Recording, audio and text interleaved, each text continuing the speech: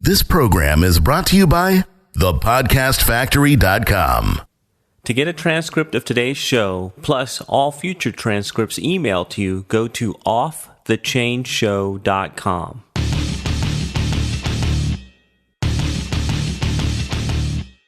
Prepare yourself for the uncensored, nothing held back, no BS reality of how business and life really work. Doberman Dan is off the chain. Jonathan, I want to start today off with a public apology. Okay. Not like the Canadian Prime Minister's recent public apology, where he apologized profusely and then a couple days later apologized for his apology. Those Canadians always living up to their reputation of being yeah, exactly. They're so freaking polite. But no, I want to apologize to our guest. We had a miscommunication last time he was on, and oh, dear listener, you have no idea what you're in for. This is going to be awesome. But anyway, miscommunication, my mistake, totally. He thought we're a 60-minute show and we're 30 minutes or less, like Domino's Pizza. So anyway, I was going to have him back anyway, but I wanted to get him back as soon as we could get on the schedule because he has so much good stuff to share. So that's my public apology to our special guest, Sean D'Souza. Sean, thanks for coming back. Oh, you're welcome. I'm exceptionally excited about what you're going to talk about today because Jonathan and I were riffing about this just on a previous show, a couple shows ago, I think, right? Yeah. And it's something, it's an area where I continue to screw up. So I just want to give you the floor to talk about your topic today, which we were talking about before the show, which is basically taking the time you need. You know what? I'm totally struggling with this. Why don't I just let you talk about what you're going to talk about? Okay. So here's the thing. When scientists started looking inside the brain, or when they look inside the brain, they see lots of stuff. But what they found recently is that the brain generates garbage. So when you think, you say you're sitting in a workshop or you're reading something, you read a bit, then you read a little bit more, and then you get to a point where you're apparently there, but nothing is going in. And that is because your brain is getting clogged up with garbage. And I don't know the specific word for it, and I'm hesitant to use the word toxins, but essentially it's cluttering up the stuff in your brain. And the way that the brain deals with this garbage is garbage clearance, just like we do every week. And how does it clear up garbage, or when does it clear up garbage? It clears up garbage when you sleep. So what happens is, and this is what they found, and this is what they published in the journal Science, which is the most prestigious scientific document there is out there. And they found that when you sleep, the brain cells reduce in size. And when they reduce in size, those toxins can be flushed away.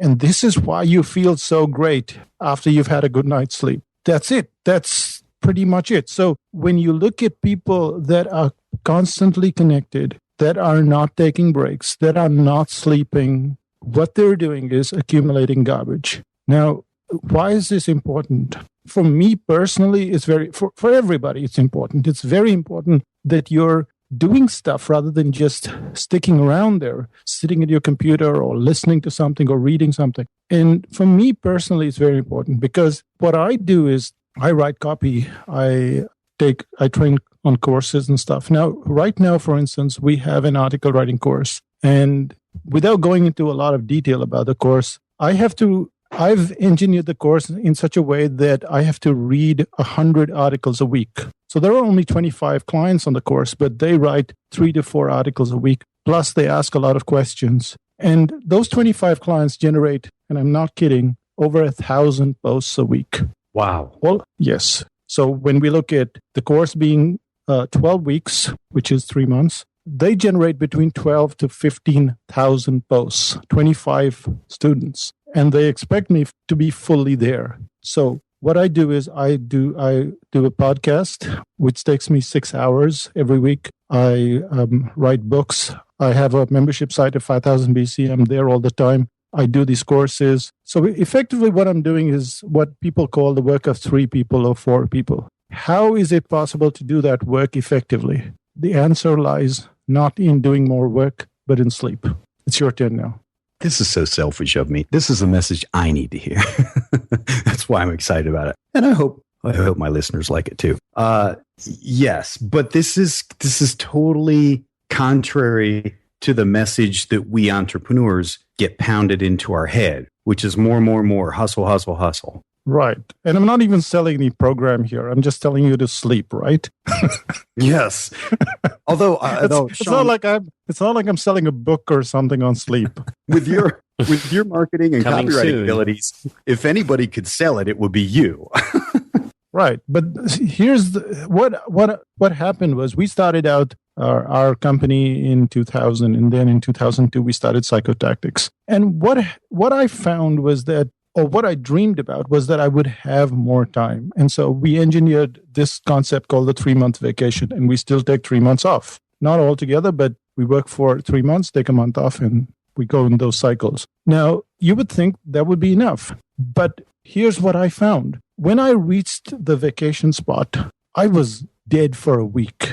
I couldn't do anything. In fact, in earlier times, I would not be able to speak for a week. I mean, I would have a conversation like this. It would drive my wife crazy, but I would get so exhausted because I've been working so hard for those 3 months. And then that 1 month, it took me a week to get into the whole swing of things. What I found was that if I took breaks, it would be much better. And so all I started doing was, the first thing I did was take the weekend off. Now, this is much harder than you think it is, because email pounds you on the weekend. It pounds you when you're awake or you're asleep.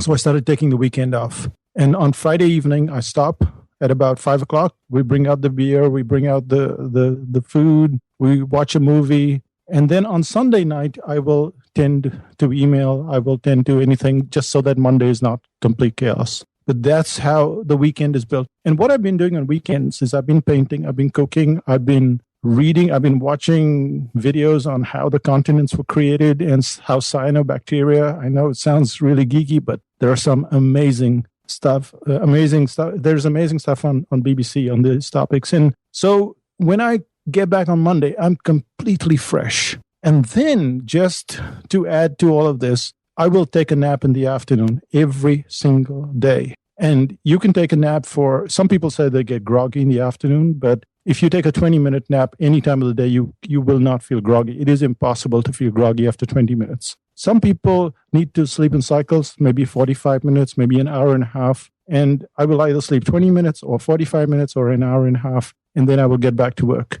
And it seems like wasted time. And I've never found it. I mean, the measurement is very simple. It's, are you getting as much work done as before, or are you getting more work done than before? Are you doing as good work as before, or are you doing better work than before? And with all of this additional sleep, I'm doing better work than before, and I'm doing more work than before. I am probably working harder than I've ever done in my life. And not because we have to earn anymore, because we're pretty much set for the next 20 or 30 years. But it's stuff that I want to do, books that I want to write. So I need to be awake and really awake. Just to clarify, on the weekends, when you say you shut down Friday at 5 o'clock, and you watch some programs on TV, you read, I'm assuming that your reading is not business reading. This is pleasure reading. When you're watching stuff on TV, it's pleasure stuff. You literally unplug from business the weekends, yes, right? Yes. So if I were to say 100% of the time I would not read anything to do with business, that's impossible. However, what I'm reading right now is I'm reading The Journey to India by John Key. I'm reading something about the people on Madison Avenue. And is that connected to copywriting? Probably. But, it's about the lives of copywriters, and it's more inspirational than technical. Of course, you can find stuff everywhere you read. I mean, I can look at volcanoes and link it back to marketing. But no, it's not. I completely tune out because I found that it's more useful. Listening to your schedule, the unplugging on weekends, and the 3-month vacation, working 3 months, taking a complete month off, I'm realizing that most entrepreneurs are never unplugged. Right. And there's a good reason for that. I mean, if you go online, you can find quotes by Seth Godin. You can find quotes by Gary Vaynerchuk. They don't mean to say that you should not take a break, but the way those quotes come up on the internet, it sounds like it's a bad thing, the weekend. It's a bad thing. So what they do is they say, and I can't bring up the quote right now, but Jonathan, if you find it somewhere, let us know. So essentially what it says is that you should not have this bad... What it says is that entrepreneurship is a good thing, and it makes taking breaks seem like a bad thing. And what it's doing is taking on the wrong thing. It's what it should be taking on is saying you should have a good job versus a bad job. So the bad job should be the enemy. But instead, the quotes sound like as if taking a break is the enemy. I can't pull up the direct quotes, and I wanted to bring this up in the last show, especially Gary Vee, but they glorify the idea of grinding harder than the guy next to you and being nonstop and outdoing people. And you're right, people follow that message and forget that they need to recharge themselves, or else they're useless to us, they're useless to themselves, and they're useless to anybody paying attention to them. Yep. And what I like to do is I like to do things very systematically. So when we do a course, we have dropouts. Now, when anybody does a course, like Seth Godin recently on Tim Ferriss's show, he says that most of his courses on Udemy and stuff have a 95% dropout. Okay. It's a 95% dropout. It's not a 5% dropout. It's a 95% dropout. We have a 5% dropout. Completely opposite. But in previous years, we've had, now, when you have a small group like 25, a 5% dropout is like one person. It's that small. So, right. But even so, we've had a 10 and 15 and 20%, which means 3 or 4 people have dropped out over the course. And the reason why they've dropped out is because they have got exhausted. The course hasn't been designed to get them to the end. Now, admittedly, it's just 4 people out of 25 people. That's not such a bad thing. But even so, my goal is like, how do I get all these people to the end of the course? And so then you have to redesign not just what you do for yourself, but what you do for your clients, so that they're not on this screaming roller coaster the whole time. I mean, when you look at a roller coaster, it's designed that way. It's designed to make you scream, and then it's designed to relax you, and then scream and relax you. And there is no reason why your life needs to be different. When you look at just your grandparents' generations, everyone went on vacation. It didn't matter how rich they were, how poor they were. They went back to their village. They just shut down. They recharged. They came back. We haven't lost it, but we're listening to people who should have greater responsibility when they speak. I'm going to play devil's advocate because I can almost hear the thoughts in reaction to this. A couple things. Well, if I take the weekends off, I'm going to get behind. I have to check email, or like, oh my God, taking a month off at a time, I'll lose my business. I'll come back to nothing. What are your thoughts on if somebody tells you that? Okay, so the first thing is taking the weekend off. You don't have to take the weekend off. You can start with taking a day off. How about trying that? You don't have to take a month off. How about taking 1 weekend off in a month? How about taking 3 days off in a month? I mean, what is the purpose of your business at the end? I mean, you think about it.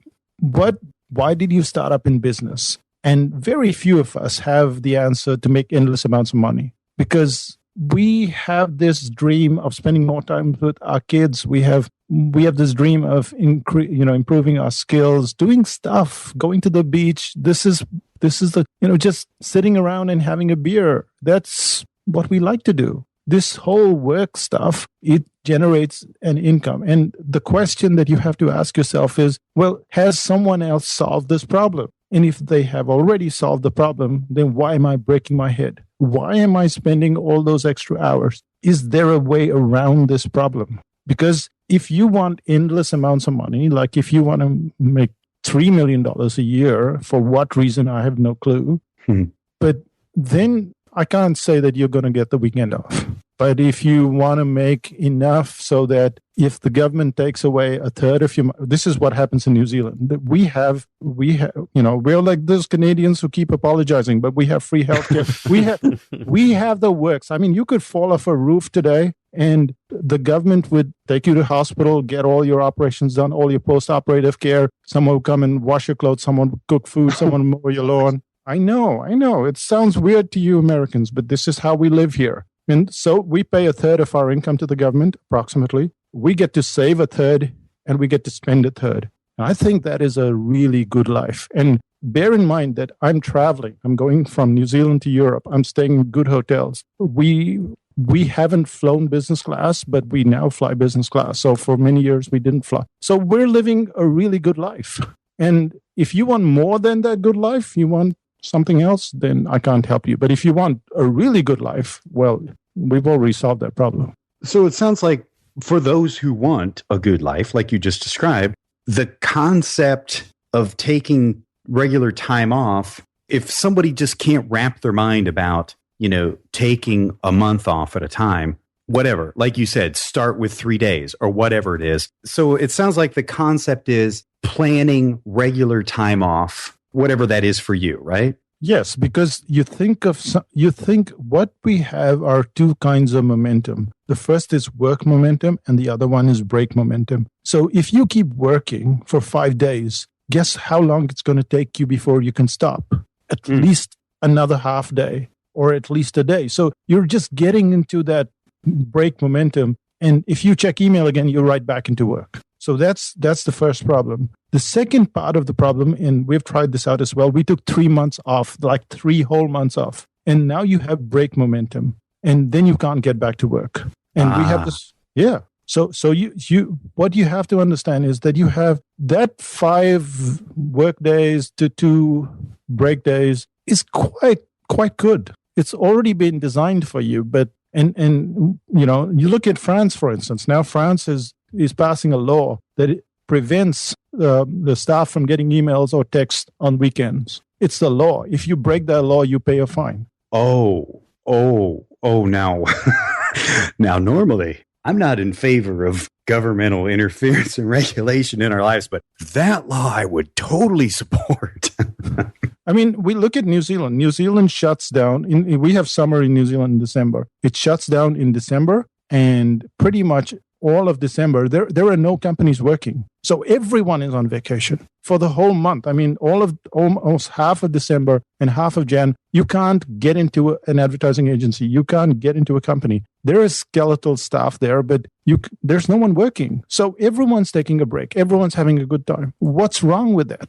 I see nothing wrong with it. Although, like I said, it's counterintuitive to what many entrepreneurs believe. My wife's from Colombia, and there in Cali, Colombia, they have the ferias, the fairs. It's a fair it's basically the entire month of December, man. It's almost like the whole city shuts down. It's just a party and music every night. Right. And I swear, man, they are some of the happiest people, most relaxed people on earth. They have a much longer lifespan than we do in the U.S. So, maybe they in New Zealand are onto something we totally lost here in the States. And the point I'm making here is not that you're just taking time off. I'm not asking you to be lazy. I'm asking you to be productive. I'm saying you're going to be more productive this way. You're going to, if you want to earn more money, this is the way to do it. Not to be exhausted all the time where you don't know what's happening to you half the time because you're so tired. Yeah. You just described 2014 and 2015 for me. And I'm actually amazed, I'm 51 now. I'm actually amazed it took almost 2 years to catch up to me. But I was already going through the mental negative stuff that you talked about because of it. But then at the end of 2015, it turned physical, into physical illness. Right. And this research that got published in Science, they haven't gone that far, but they're linking it to dementia. Look at garbage piling up in your house, right? Every day, every single day, more garbage. You're not clearing it. What's going to happen? The place is going to stink. It's just going to go to hell. Yeah, but we're not talking just about stink. We're talking about bacteria. We're talking about, and that's not happening in the brain, but so that's where the analogy stops. But essentially, what you're doing is counterproductive to you. You can spend half an hour with a bright, when you wake up, and you can go through like 3 hours of work, and then at 6 o'clock. This is the problem. What you have is energy depletion. At 5 in the evening, it's not like you don't have enough time till 10 at night, but you have no energy. Why? Because it's all depleted. If you took an hour off at 5 and went to sleep, you could wake up at 6 and you could get another hour and a half work done. Or you could spend 15 minutes and get another hour's work done. The point is, all you're depleting is energy. All the time you're depleting energy. And on these courses right now, in all the stuff that I'm doing, that's what I've been talking about. We're not talking about how to write articles, how to do copywriting, how to do all that stuff. First, I look at energy. How much energy do you have? And then I only give them 30 minutes. Like in 30 minutes, you have to do this portion of your sales letter. And that's it. And once the timer goes off, you cannot do anything more. And you'll be surprised at what people do. Because now, after 30 minutes, they still have energy. If you keep writing for 2 hours, you have no energy. You're dead. That's right. Huh. And that's kind of funny. Maybe the fact that they know they only have 30 minutes. Like, have you ever had days that were totally unscheduled? You had nothing scheduled. At least I've had these days, and I think, oh man, great. Got the whole day open. I can be totally productive. I get nothing done. Right. Other days, like, oh, holy smokes, man. I only got 90 minutes today to do all my stuff. And that's like the most productive 90 minutes ever. Maybe the fact that they know they only have a half hour is part of the reason they're productive. Yeah, they all work to timers now. Every single course of ours runs to timers. It's just if you don't have a timer, don't do the course. I got a question about the 1 month vacation every 3 months. But I got another question before I forget it. So usins in the info marketing world, we've had pounded into our brain, especially the old school guys going back to paper and ink, that the perceived value is in the pounds. Like, you deliver this huge package of information, they plop on their desk and it weighs 25 pounds. There's a higher perceived value. You can charge more money. And I think that's like translated into online courses too, or courses. Like, people selling them feel like, well, I just have to overload them with stuff and bonuses. But what you're saying is that's completely counterproductive and actually causing the high dropout rates. That's right. And if you notice, like, I talk about something with pricing, and there's this book called Dartboard Pricing. And what I talk about there is specifically that you reduce the number of bonuses, that you give 1 or 2 great bonuses rather than 15 bonuses. We have reduced everything. And what we're looking at is not information. We're looking at skill. And people are signing up. They're signing up faster than ever before. I mean, you look at all our courses, they get filled up in 1 hour. You tell me one person on the internet who fills up an entire $3,000 course in 1 hour and this is without any affiliates, any joint ventures, any advertising, anything. 1 hour flat, we're done. Sometimes 20 minutes. The last time we did the copywriting course, 20 minutes. I mean, it surprises me. It surprises me. I mean, I hate to compare myself to Bruce Springsteen, but I don't think Bruce could do this. I guarantee he couldn't. That's just a testimony to what you're saying, that maybe people have been so overwhelmed by all this stuff when they see, that you've got a concise, organized program without the overwhelm. They're just all over it. Well, I'll give you an example, for instance. Now, let's say you want to create an ebook, right? And now you have a website like lynda.com. Now, Linda is a personal friend, and her site, she sold it to LinkedIn, and that's a different story. But you can learn so much about InDesign on lynda.com. I mean, enormous amounts. But what we sell is a program that enables you to open up InDesign, and within 1 hour, you learn only what you need to know to create an amazing ebook. And we sell it for more. So Linda has, like 15,000 hours of programming. And we have 1 hour of programming. And we charge more than she does, or their site does. Which one do you want to buy? The 15,000 hours of programming, or 1 hour? Give me the 1 hour. I don't care if it's more expensive. Yeah. So that kind of answers your question about what the info product's perceived value is.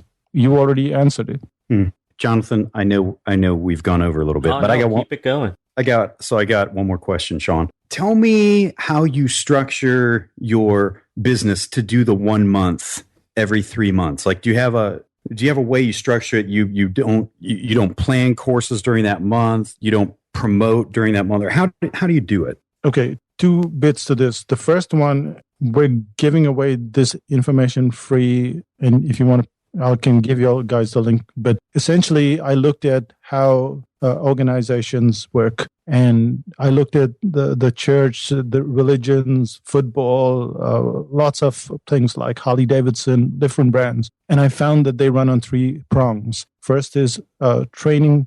First is 1:1, which is consulting. The second is 1:many, which is training. And the third is 1:many, but you don't have to be around, and that is leverage. And this is what I call the 3-prong system. And we give this information away freely, and your listeners can have this. So once you understand the 3-prong system, if you draw a circle and you say, well, I'm spending 90% of my time in consulting, well, you can't do a lot of the weekends and the breaks and all that stuff simply because you're spending so much time one-on-one that you're never going to get there. The moment you start to reduce that and you get more of training into it, the more time you have, the more leverage you get into it, even more time. So I don't want to go into that because it's a whole, 3 hours of information. But the point is, look at it from this aspect. Now, how do we design our stuff? We design everything that needs to happen happens in those 12 weeks. So say we start the year in February because we're away all of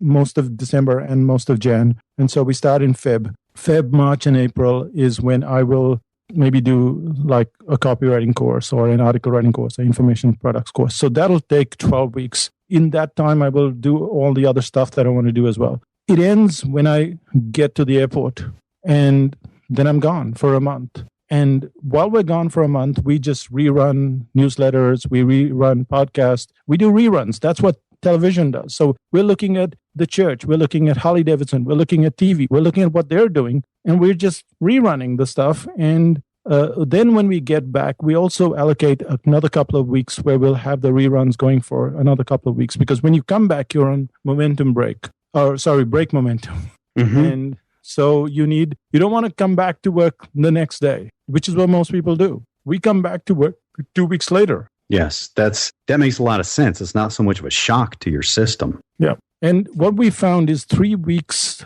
is what you need to completely get to the point where you can watch a car racing down the street and you think, how silly. And